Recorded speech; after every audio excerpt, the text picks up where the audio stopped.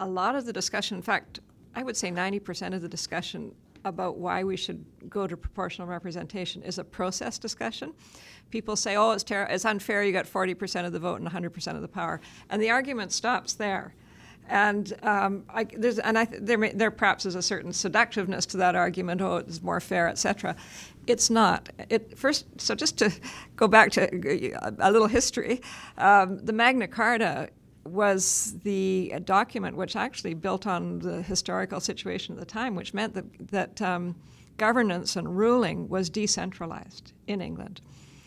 And that decentralized model is evolved over the years to the universal suffrage that we have now. In fact, it wasn't until 1960 that First Nations on reserves had the vote, so it took a long time to get to a universal suffrage in BC.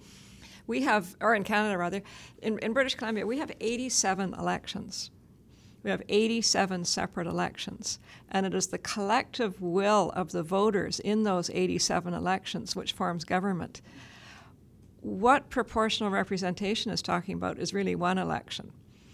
And where so right now there's a fundamental link from the voter to the MLA to the legislature. And what PR people are proposing is that you sever that link, and the link is now from the voter to a political party to the legislature.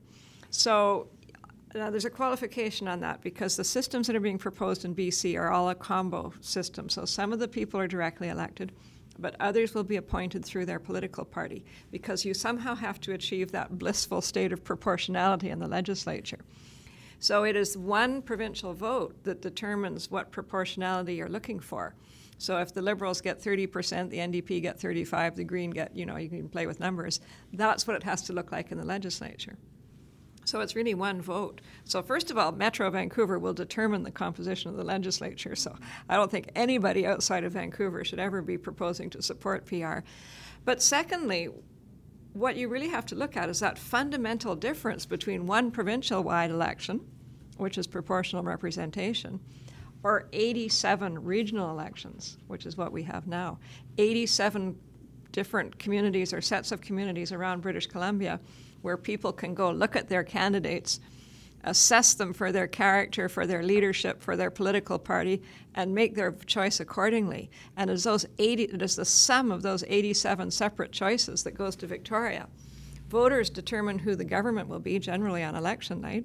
They certainly determine who their representatives will be. Under PR, you get splintering of parties, because right now in BC, it behooves you to be part of a bigger party. So we have these big tent coalition parties right now. What happens under proportional representation is they tend to splinter. And that's so in Europe. In Holland right now, Holland has 10 million voters and 13 political parties in its parliament. Because the big parties splinter, you don't get a government on election night.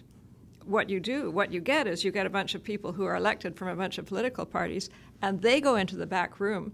They determine who the prime minister will be. They determine who the cabinet ministers will be. They determine who the government will be. So no longer is it in the hands of voters on election night.